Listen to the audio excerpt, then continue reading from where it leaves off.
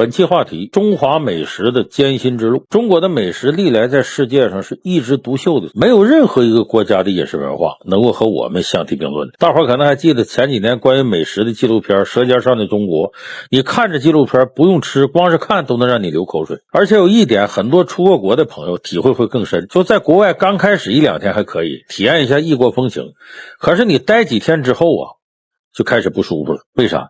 吃的不习惯，国外的饮食比中国差太远了，你就会分外想念国内的美食。所以有那么句话说，什么最爱国呀？你的胃最爱国。所以美食呢，对中国人是有着很强的民族自豪感的。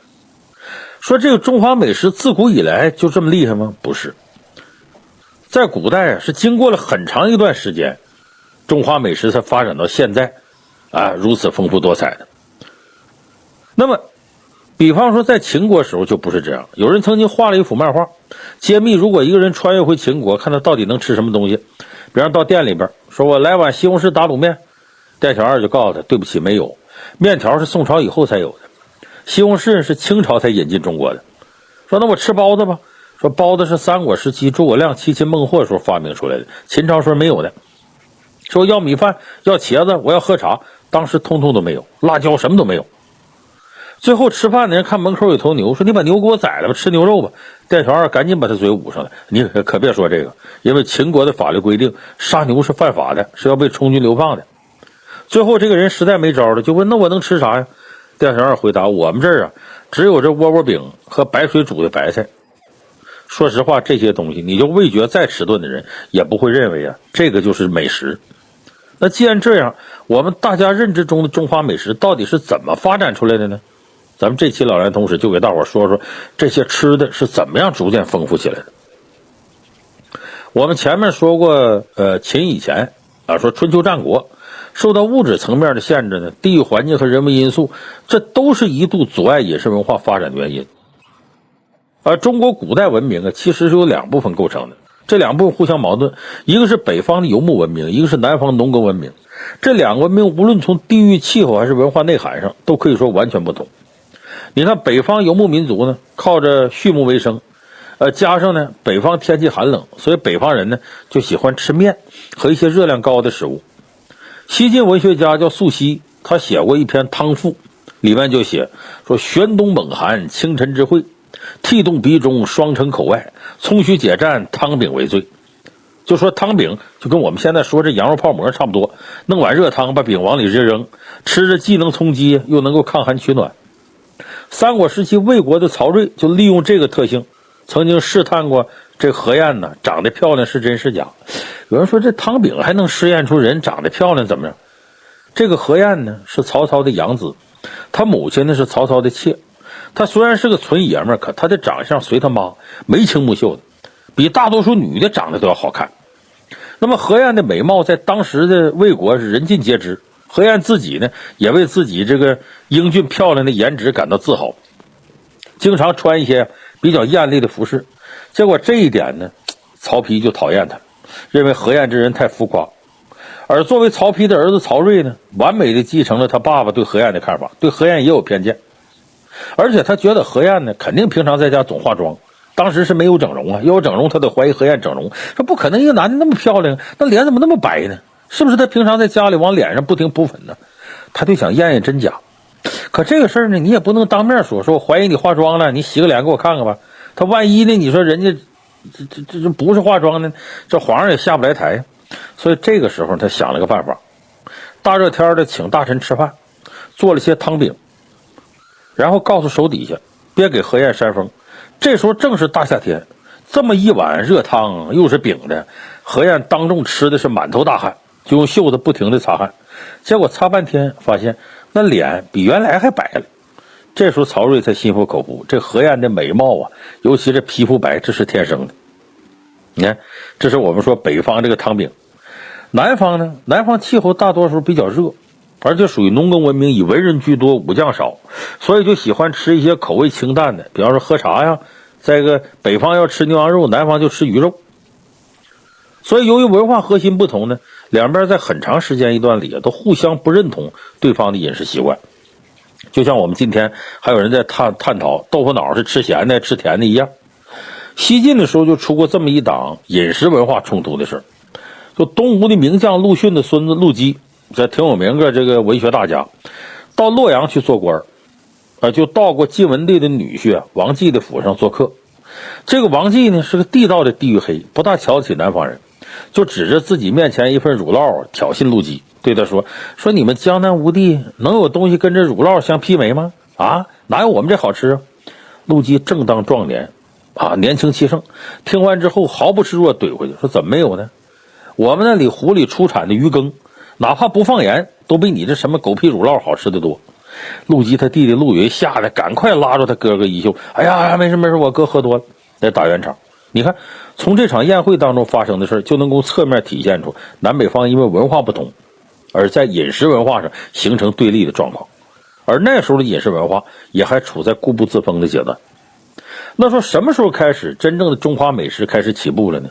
就中国饮食文化开始相互包容，之后才会出现美食文化的突飞猛进。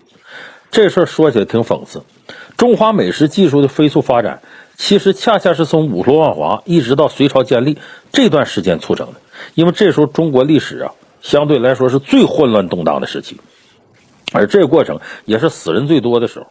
说乱世怎么还能促进饮食文化的发展呢？咱们前面说了，南北之间在饮食方面都觉得对方是异端，谁不服谁。可正是这样，五胡乱华期间，匈奴、鲜卑、羯、氐、羌这些游牧民族入侵中原，各种势力互相攻伐，先后建立灭亡，总共大概有19个政权。这人口就翻来覆去的流动交融。你比方说北方打仗，老百姓就往南方跑，就把北方一些生活习惯带到南方去了。那大家在一起生活一碰撞，慢慢文化就产生融合。南边一样，国家被北方的消灭了，由北方政权统治，那谁是统治者就得按照谁的习惯来。所以这个时候南北方的饮食文化开始产生激烈的碰撞，并且一点点走向融合。咱们举个例子，南北朝时期呢，北魏有个名臣叫王肃，他祖上是东晋的丞相王导，他的父亲叫王焕，是南齐一名官员，后来因为犯了事儿被南齐皇帝给杀了。这王肃就跟几个兄弟逃亡到北魏去了，到北魏做官去了。我们说北魏呢是鲜卑族建立政权，这个王肃从小就在江南长大，饮食习惯上完全就是南方人。这一到北方，平常吃的鱼羹喝的茶什么都没有了，很难找到，他只能试着去吃北方这乳酪羊肉之类。刚开始他根本吃不惯，水土不服，拉了好长一段肚子。所以同朝为官的人呢，开玩笑管他叫漏汁，就说你这纯粹有缺陷。为此呢，王肃憋屈好一阵子。过了几年之后呢，北魏的孝文帝拓跋宏宴请群臣，在宴会上他看到王肃之后想起来，哎呀，你看我这个告诉厨子做的这个饭菜都是北方的，这还有个南方人呢，那这他吃不惯怎么办呢？就挺尴尬。这时候他就想吩咐侍从说赶紧给王肃换一份南方口味的食物。结果这时候他发现王肃站着已经狼吞虎咽的吃上了，吃的牛羊肉吃的也挺香。他就好奇问王肃现在这个你连这北方的东西也能吃进去了，那你就告诉我，你说你原来吃的南方的食物和我们北方食物比哪个好啊？王肃正在那狼吞虎咽吃牛羊肉呢，抬头跟孝文帝说羊者陆产之最，鱼者水族之长，所好不同，并各成真。意思是皇上对我来说呀，这羊肉是陆地上动物里边的老大，鱼呢是水里头动物里最好吃的，各有所长，在我看都挺好。你看王肃的回答让本身就推崇南北融合、胡汉融合的孝文帝开怀大笑，爱卿说的真好。所以正是在这段乱世时期呢，南北文化互相之间频繁发生碰撞交互，这样才能够让南北逐渐接受对方他的饮食和相关文化，让中华美食如同凤凰涅槃一样攀上一个新台阶。所以你从这个繁华的背后其实看出来了，它是由连年战争、累累白骨促成的中华美食的繁荣。所以中华美食有今天的繁盛景象，应该说来的非常不容易，代价很大。那么虽然美食兴起的背景让人感到心虚，但这也只是针对美食的技术革新过程来说的。而美食本身的存在，在更多时候是能够衡量一个国家的民生国情和兴衰程度。为什么这么说呢？你只有国家安定有保障了，这个食材才有充足的保障。而且只有国家安定的，没有发生什么动乱，老百姓才有心思琢磨美食这些事儿。所以这个国家兴衰，应该说对美食文化影响同样也是很大的。你比方说西晋刚刚建立的时候，正好是刚刚结束群雄割据的三国乱世。这时候晋武帝司马炎治理之下呢，这个西晋国家呈现一片繁荣景象。史书里边描绘呢，就说西晋呢当时牛马遍布田野，粮食多的吃不完，甚至你要没钱呢，你跑大街上都能捡不少，号称天下无穷人。这个时候呢，生活比较富裕，那人对吃就比较讲究。前面咱们说那个出言挑衅陆基的王继，就特别擅长琢磨美食。他的大舅哥就是晋武帝司马炎，这个司马炎经常跑他家蹭饭去。有一次宴会上呢，司马炎就发现王继家做这个蒸猪仔特别好吃，肥嫩鲜美，入口即化，说跟我自己平常吃的猪肉都不一样。说王继你这怎么做的呢？王继告诉他说，我这猪啊是用人奶喂养长大的，同样把它蒸熟也是用人奶蒸熟的，自然美味不同寻常。司马炎听了之后脸都变色了，很生气。大伙可能以为他生气是不是觉得这王继太奢侈了，竟然用人奶来喂猪，用人奶来蒸猪肉？不是，这种事在当时很平常。这个司马炎恼怒的是什么呢？是自个儿宫廷里的厨师业务不够钻研，让自己在享受美食这方面大大落后于王继。他来气的是这个。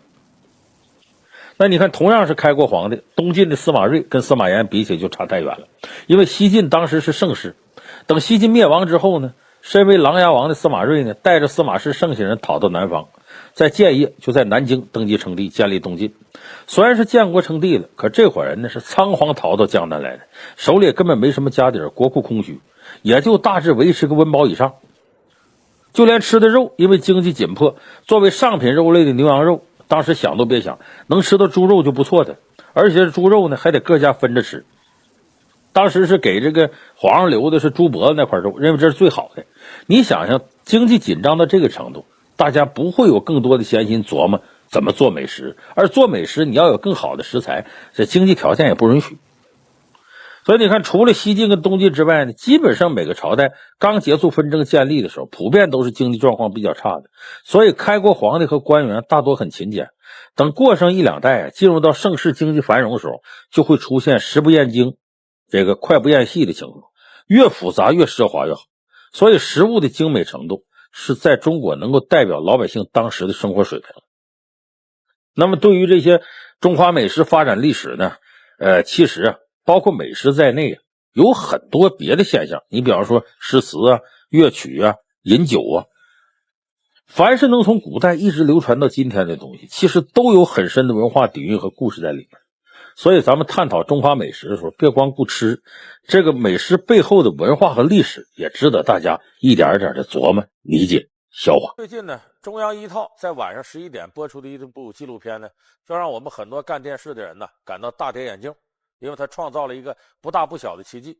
这部纪录片呢，让很多80后、90后这些很长时间都不看电视的这样的年轻人，在晚上11点端坐在电视机前，这些人甚至是咽着口水在看这部纪录片。那它是什么呢？它就是反映中国饮食文化的舌尖上。我估计最近好多电视观众都会喜欢这部纪录片，而且很多没有看过的呢，可能通过各种渠道在网站上、在手机上下载看这部纪录片。这部纪录片呢，总共7集，它说的就是我们中国非常灿烂辉煌、多姿多彩的饮食文化。这个片子每一集是52分钟，从头到尾呢，基本上把中国各个地方这个饮食的基本状况都体现出来了。来，菠萝排骨。而且他非常专注的做呢，这个吃的东西从原材料的收集，一直到最后摆上餐桌这个全过程，就说怎么做的，他都给你淋漓尽致的展示出来。你看这个新疆的馕东北的这个朝鲜泡菜你再往南什么汤圆比方元宵还有一些非常细致的小吃，像兰州拉面的羊肉串这些在里边都有体现。那么每一个坐在电视机前看这个纪录片的人，真像我刚才说的，经常是一边咽着口水一边看。看完了之后呢，有好多朋友跑到网上去搜你比方说这个毛豆腐，这个片子播完了，毛豆腐这仨字在网站上的搜索量是过去的48倍。数据显示，《舌尖上的中国》开播后5天，共有584万人上淘宝找过零食特产，搜索次数达471万次，有2005万人浏览过相关美食页面，成交729万多件。所以有人呢管这部纪录片《舌尖上的中国》叫什么呢？叫吃货宝典。当然我们说这个吃货呀，我觉得不是个贬义词，饮食男女，人之所大欲存焉，谁不喜欢吃点好的东西呢？所以说吃货呢，也代表着对美好生活的一种追求。中国人离不开吃，谋生叫糊口，岗位叫饭碗，受雇叫混饭，花积蓄叫吃老本，混得好叫吃得开，女人漂亮叫秀色可餐，受人欢迎叫吃香，受人照顾叫吃小灶，不顾他人叫吃独食，受到伤害叫吃亏，女人嫉妒叫吃醋。大家一见面最常见的招呼也是你吃了吗？这部片子呢，可以说中央电视台的工作人员是下了很大功夫的，从这个策划开始一直到最后成片，用了是1年001个月，13个月时间，派了前期调研员，派了3个人到各地方搞调研，就该拍什么。最后在全国呢确立了70个拍摄点。你想全国70个拍摄点，基本上把有代表性的这个饮食啊差不多都囊括进来了。然后用了大概是8个导演，15个摄像，后期3个剪辑师，而且用的完全是高清设备拍的。所以你看那反映这个食品制作的画面，色香味的画面呼之欲出，特别逼真。我简单给大伙说，它有2点是这个基本的它能够收视率提高的要素。第一个呢，我们看这个片子里面呢，它反映了很多就是家乡的事儿。你看啊，什么老大爷、老大娘、母亲、姐妹、婶子、大爷，这些人坐在一块儿呢，做这个饮食，做那个饮食，勾起了很多人呢对家乡的记忆。我小时候认为什么东西好吃，这个感觉带一辈子。我小的时候吧，家里这个偶尔的炸一炸丸子，哎，我对这个炸丸子我就觉得好吃。后来这么些年一直到现在，我一见到丸子，不管它里边什么馅的，我都觉得好吃。其实它味道不一定好，但是感觉上第一眼一看我就有食欲。所以这个片子呢，就是通过这些细腻的笔触呢，让你感受到家乡的温暖，妈妈的温暖。很多人看这个片子同时呢，也是一种怀旧。妈妈包的饺子，父亲的拿手菜，热气腾腾的手擀面，才下舌尖，又上心头。这是家的味道，乡土的味道，它萦绕在每一个远方游子的记忆之中，回味悠长，一生难忘。舌尖上的中国呢，给我们提供了一个返璞归真的绝对理想状态的中国饮食世界。可是如果我们拿这个呢和我们现实当中的中国饮食状况比呢，你就会发现这个差距是相当明显的。有的朋友进了超市不知道买啥了，今天买完这个，第2天电视报道说这里有问题。我们到了餐馆哪儿吃点东西，有人说这里有添加剂，那里有地沟油的，你无法用一双慧眼来判断哪种食品特别安全。那么我们这种现实反过来就使我们对于小时候家里吃的东西怀有一种特温暖特安全的记忆。所以这是比照现实我们对这个片子产生认同感的第一点，也就是说对安全的认同。第二个，对食不厌精脍不厌细的认同。这句话是孔夫子说的吧，就说这个吃什么东西啊，精工细作。这一点我们在这部《舌尖上的中国》里处处可以看到。它细到什么程度，我们就能听到煲汤的时候，你听的声咕嘟嘟咕嘟嘟咕嘟嘟这个声音。哎，米酒端上来冒着那热气的时候，你仿佛就闻到了这种米酒的香气。小笼包马上要揭开屉的时候，那个声音你能通过电视里边清晰的感受到。说白了，作为每一个吃货呀，看到这个那真是流口水，香啊，勾起你很多味觉上的一种回味。那么我们现在咱们实事求是说，我们平常吃的能做到食不厌精脍不厌细吗？能做到片子里头这活这么细吗？肯定做不到。为啥？咱现在这个生活节奏加快了，你哪有那些功夫来伺候一顿饭呢？咱们很多朋友说，为什么现在都在外边吃，不回家吃了？你下了班6、7点钟了，我再做顿饭，吃完一口再刷碗，一看点儿10点11点了，你还想休息休息呢？工作就挺累的了，咱们已经没有那些时间来对付一顿饭了。所以更多的是选择在外边吃，选择吃快餐食品。你像快餐面呢、速冻饺子，我们好多人都吃这个。而这种大量的需求，你吃有需求啊，又使饮食的制造业快速走向了这种集约化、快餐化、规模化。这个一规模化，必然走向一种标准化。假如说我们现在方便面这个面条制作工艺，如果真按照片子里边写的，一些面条从开始选料、怎么手擀、怎么切、怎么打卤，那厂子还能挣钱吗？它只能是快速的把这种东西按现代化的标准做出来。那它的味道怎么跟原汁原味下了那么多人工的食品比呢？就像咱们有的朋友看《红楼梦》，那做茄子都是茄子皮去了，切成丁，然后搁其他肉什么的，搁机油炸一遍，然后再混这个混那个，封起来，拿出来以后再炒。姑奶奶，你告诉我怎么做的？你把才下来的茄子皮儿削了，切成碎丁子，用机油炸了，再用鸡脯子肉和香菌、蘑菇、新笋、五香豆腐干、各色干果子切成丁子，用鸡汤煨了，用香油一收，再用糟油一拌，盛在坛子里，封严了。要吃的时候拿出来，用现炒的鸡瓜的肉一拌就行了。要一道菜你肯下这个功夫，那和马上就搁锅里突了一遍就弄出来的，你说哪个好吃？所以我们看这个片子，对比我们现在这些快餐食品，你就会想，精工细做的东西得多好吃，原汁原味的东西得多地道啊！所以第一个，这片子勾起了我们对安全的向往；第二个，这片子勾起了我们对食不厌精、脍不厌细的向往。这部《舌尖上的中国》播出以后呢，引起了网友的激烈反响。我们来看两条微博。第一位朋友说呀，这片子呀，我是看的一边流口水一边淌眼泪。为什么呢？舌尖上的中国倒是很美很诱惑，可是嘴边的中国是什么味儿呢？大肠里到底干净不干净呢？你看他说的是食品安全问题。第二位网友说呀，这部片子承载不了多么宏大的主题，反而有可能适得其反。有人就把它解读成这是对当前中国食品安全问题的一次反讽，认为这里边展示的美食终究不过是一场梦而已。第三位朋友说，现在我们的生活节奏越来越快，原来的精细讲究已经变成了批量快餐了。那么既然精细，你就很难做到批量，快餐就做不到讲究。你真想追求这部片子里的美食吗？你可能就要抛弃工业文明时代的生活，去追求返璞归真，你愿意吗？咱们今天这期节目呢，我说它叫舌尖下的中国，咱不是说食品安全问题，也不是说快餐的工业化问题。我要说的是什么呢？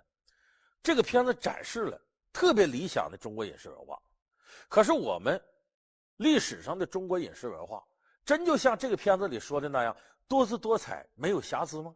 打开你的味蕾，唤醒你的乡情，一部美食纪录片为何红遍大江南北？山珍海味，煎炒烹炸，饕餮盛宴的背后隐藏了多少不安与困惑？老梁观世界为您麻辣评说舌尖下的中国。传统下来的中国饮食文化本身，它也有一些不科学、不文明的地方。我们要怎么样正确的认识我们老祖宗留下来的饮食文化？首先一个呢，中国这个传统饮食文化有一点被现在的营养学家广为诟病，什么呢？叫重口味轻营养。就你看咱们一提说这个吃饭这菜叫色香味俱全，色香味这三点都是外观和第一感触，他就没有提及到这个菜本身的营养成分。咱们中国这个传统饮食过于重视味道。你比方说咱们传统的这饮食里，要想把什么东西做得好，一个是放油，一个是放盐，咸鲜味的它刺激你味蕾所以咱这个传统饮食文化里边，你发现用油用的最多，这跟西方的饮食文化出现很大差别。我们好多的菜呢都要通过油这种高油脂的东西来弄。我就知道曾经有那么一个村子，一调查说怎么高血压高血脂发病率这么高呢？原来这村子人甚至豆油都不吃，人就吃荤油，说你搁豆油炒的菜不香。所以我们特别重视这个味儿，包括放盐。你像我作为东北人，东北人吃饭特别咸，这是不科学的，所以造成的高血压这些毛病特别多。就是过分的重视色香味的话，你会发现一定会油盐调料放得多，所以有的人说我们吃菜吃什么呢？就吃调料呢，就吃佐料呢。咱们现在有的朋友呢，不自个儿做饭，那你到哪儿去呢？想吃点好的就到饭馆。饭馆为了把客人留住，你记住，他非得加上各种各样的味儿不可。我作为一个糖尿病人，我对这个体会非常深。就是我去饭馆，我一再告诉服务员，菜里别放糖。可是你发现很多菜拿上之后呢，就有糖，就是他原先在拌这个半成品的时候，里边就放糖。为啥不放糖？它调不出味来。至于花椒、大料、茴香放的更多了。那油和盐就不用说了。如果你吃完觉得没滋味，你下次不来，他挣不着钱了。所以饭馆根本不会管什么营养不营养，他首先要用味儿把你留住。所以这个现象是中国饮食非常突出的一现象。不少朋友愿意吃动物内脏，吃心肝肺我们叫下水。动物内脏往往都是高胆固醇的。也有不少朋友呢，喜欢吃腊肉这些腌制的、熏制的、卤肉，包括这些东西。可这个里边时间长了，都会产生类似亚硝酸盐这样的物质，对人体健康是不利的。我们保留这个什么呢？就它味儿好，我们喜欢这个味道。所以说中国传统饮食呢，对色香味特别重视。我们也叫贪口腹之欲，吃着香吃着好，咱就认为这东西是好，其实它不见得科学合理。第二个不好的地方呢，中国饮食文化里头呢，特别重视珍稀的东西，求稀求奇。你像什么东西要稀有，那咱们就爱吃。你看咱们平常说什么稀有？山中走兽云中雁，陆地牛羊海底鲜，猴头燕窝鲨鱼翅，熊掌干贝鹿尾尖。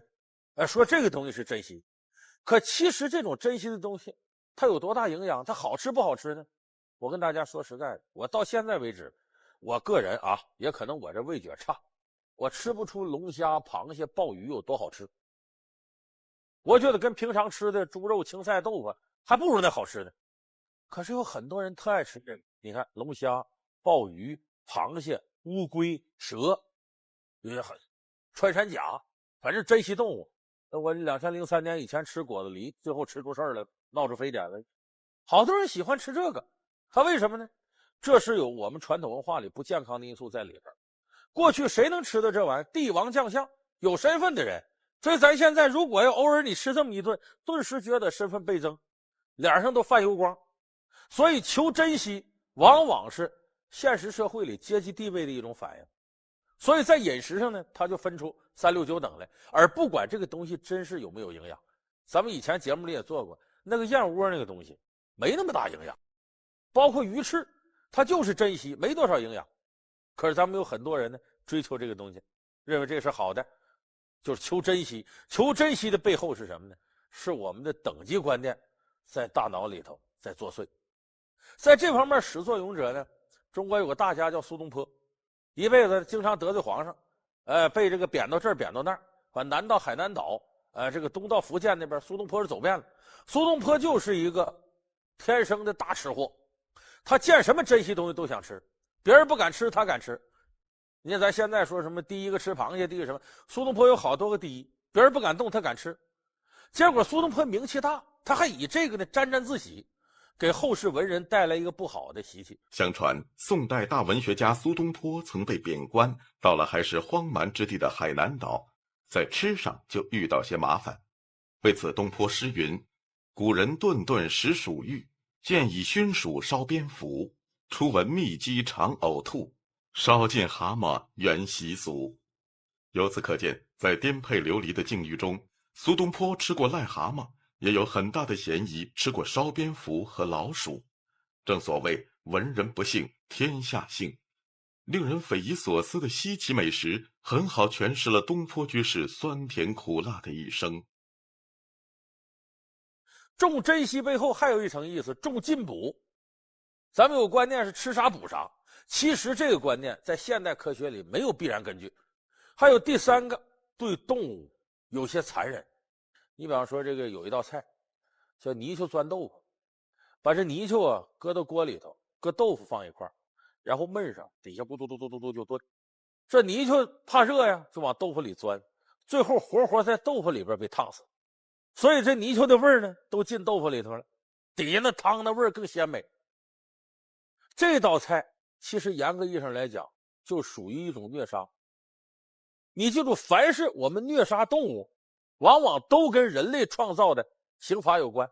这叫啥？这叫请君入瓮。武则天时候，两个酷吏，一个周兴，一个来俊臣。武则天要收拾周兴，来俊臣就把周兴请进家吃饭，说周大人呢，我有个犯人，怎么跟他就是上酷刑，他都不招，怎么办？周兴说简单，你呀，咕嘟嘟嘟嘟点火，上面有个大罐子，然后把犯人搁罐子里边，你看他招不招？哎，来俊臣说这好使吧？好使，好，起火放罐子，也烧差不多了，站起来对周兴说：“周大人，请君入瓮吧，你进里边待着吧。”哎，这请君入瓮的典故，你看这泥鳅钻豆腐就是个请君入瓮的过程。有些还过分呢，你像醉虾，咱有不少朋友也是把这虾搁到酒里头，其实他没死，他醉了，然后活生生的就给他煎炒烹炸就吃了。比这个还过分的还有种叫铁板甲鱼，就把这甲鱼啊王八搁这个煨好了调料的这个凉汤放在这里头，然后底下咕嘟嘟嘟嘟嘟炖。这一开始一加热，这甲鱼热了它就渴，他就把这个带佐料汤喝肚子里去了，然后一点点的炖，慢慢就把它炖熟了。炖熟以后，这甲鱼肉里边有汤，外边有汤，那个佐料的味都进到肉里头了，那吃着相当好吃。可是你把这个过程还原一下，你琢磨它残忍不残忍？有这样的，有的人这么做了，那甲鱼在锅里翻滚，这个人还起了慈悲心呢，看一眼这甲鱼盖上，哎呀，没事没事没事，一会儿熟了就不疼了，现在疼，你看不假慈悲吗？所以我觉得这个过程就跟现代文明有些东西是完全相悖的。那当然了，比这个还有残忍的了，有的地方吃过活猴脑，活猴脑袋敲开吃猴脑，这个是现代文明绝对排斥的东西。咱们有部片子《满汉全席》，里边不就是吗？参赛选手搁这猴脑，很多人指责其实是假的，他用豆腐来代替猴脑。咱们看看这段视频。吃新鲜的猴脑不需要任何烹调，最重要的就是它天然的味道，加点鬼油就可以少说了。